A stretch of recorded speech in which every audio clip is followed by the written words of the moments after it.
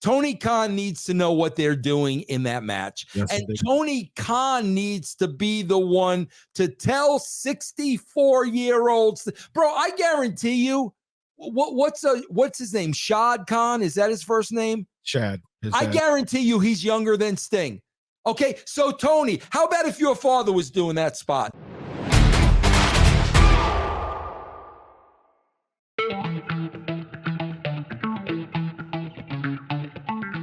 Those people who do spot fests, the Darby Allins, the Sammy Guevaras, the Seth Rollins of this world, none of those spots, Jeff Hardy's another one, none of those spots will ever be good enough. They're bloodthirsty. They always want more. So you have, it's your fault. You have carved your wrestling career to do spot after spot after spot after more death-defying, more dangerous, because the crowd wants more and more vicious and more bloodthirsty. And if you are at these level of spots and you do this spot, the fans are dissatisfied and they chant a boring and they're chant, they are never satisfied. So you have to be the one that brings it all the way down and causes them to be involved in a story and take it traditional. Otherwise, you'll be carving your career by taking years off the back end of it because you're trying to appease these fans with these spots, and they'll never be satisfied. Chris, you want to hear something very interesting? You'll appreciate this. Did you see the Kenny Omega Will Ospreay spot? Yes. Okay. Bro, I had Al Snow on the show today. We played for him. I'm like, Al, what happened here? Tell me what happened here. And Al basically said, bro, Ospreay's got to pop out his hips so he can pop out Omega. Yep. So Omega has enough room to land on his back. And I'm like, okay, Al, what went wrong?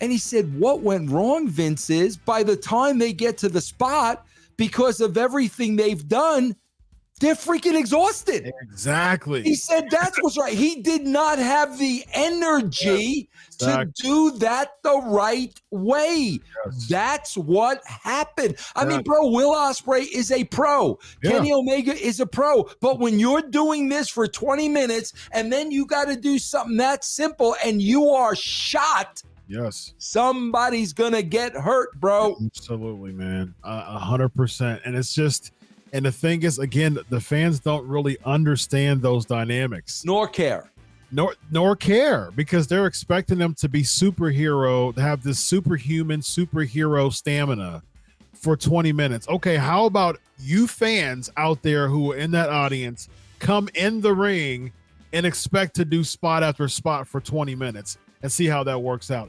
You will break your neck within 3 minutes tops.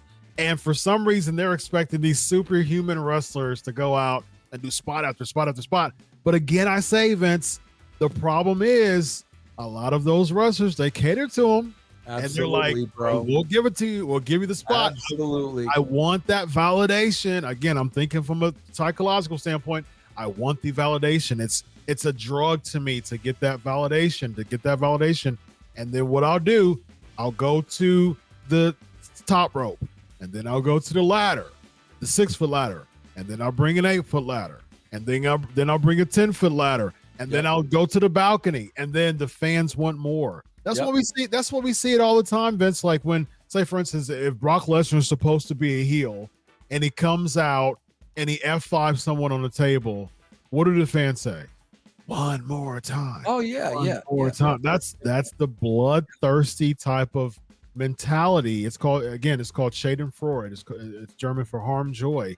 That's that type of mindset that really society has, but we just see it within the tribalism of the wrestling fans, just in one arena, is basically what a lot of people think when it comes to just that pleasure to see harm.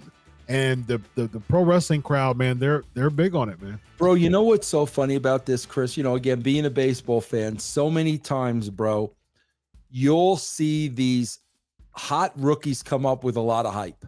and the Bryce Harpers, the Ronald Acuna Jr. Okay, they'll come up with all this hype, bro. They're 22 years old. They're like spitting fire, bro. Right? Yeah. Ken Griffey Jr.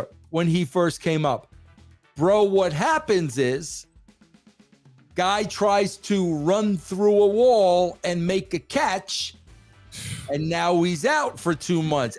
But bro, here's the difference. Next time, I'm not gonna run through that wall. Bro, Ospreay just said in a freaking interview, I need to look at my wrestling style and change my wrestling style because it is starting to wear on my body. He just said it. Yeah. Well, then what are you doing, bro? It's the thrill. It's the thrill of the moment, man. And people don't know how to resist that drug.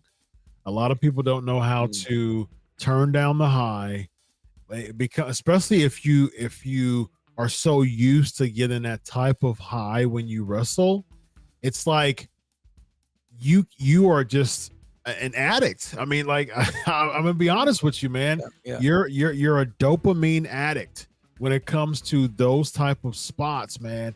And the problem is what we see with the Sting situation, that addiction, that drug, that a spot monkey, so to speak, such as Darby Allin has, he carries it on. He's like, hey, Sting, you want to hit? And Sting's like, it's like the peer pressure, man. It's like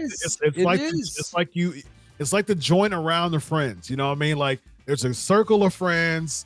You know you shouldn't be smoking the joint because you don't want to go home smelling like it, because you know daddy, mommy's going to get you. But you're around all your friends. They're passing a joint around. They say, hey, Vince, you want this joint? You don't want to punk out and say no, right? Because you're one of the boys, and you're gonna be like, okay, I'm not going to say no, because they're going to basically fry me today and tomorrow, and I'm going to go around, to school saying I didn't smoke the joint. Reluctantly, okay. Bro, you know what I love about our friend, the Disco Inferno? This is what I love about Disco. Here's the difference. Mm-hmm. So, bro, Disco, this was about 5 years ago. He worked Impact Wrestling. Mm-hmm.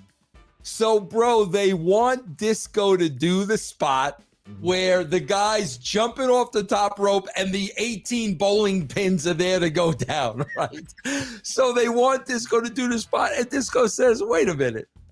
He said, bro, if I'm standing there and I see this guy coming off the top rope, I'm stepping aside, bro. And bro, he was the only one that stepped aside. Yeah. So it's like, I swear, bro, I would just, I honestly would love to say to my friend Sting, no BS, bro. I would love to ask him, why are you doing this? Just a real simple question. Why are you doing this? Yeah. I mean, that is the $1 million question at this point, man. Again, clinically, I can think of midlife crisis, which he's a little bit past that. I can think of the desire at all costs to put Darby Allin over, and he knows that this is the end of his career, so he doesn't want to leave no stone unturned. Left unturned. So I think it could be two of the factors of the three. It could be all three. It could be one of the three. It could possibly be none, but I doubt it though. So I definitely think it's at least one of those three factors. Chris, I got to tell you something, especially like at TNA, when I was kind of more hands-on because there wasn't a Vince McMahon, whatever. I would go out of my way to, when guys were going over their matches, I would go out of my way to listen in. And when I started hearing the crazy, I would say, you don't need to do that. Like somebody's got to bring, because bro, it just gets higher and higher and higher and higher. And then finally the voice of reason, like, no, bro, we don't need to do that. Yeah. I'm sorry, bro. Tony Khan needs to know what they're doing in that match. Yes, and Tony Khan needs to be the one to tell 64-year-olds, bro, I guarantee you, what's his name? Shad Khan? Is that his first name? Chad. I guarantee you he's younger than Sting. Okay, so Tony, how about if your father was doing that spot? You'd be good with Shad seeing you doing that spot, bro. Tony Khan needs to be the guy saying, okay, guys, what do you got laid out?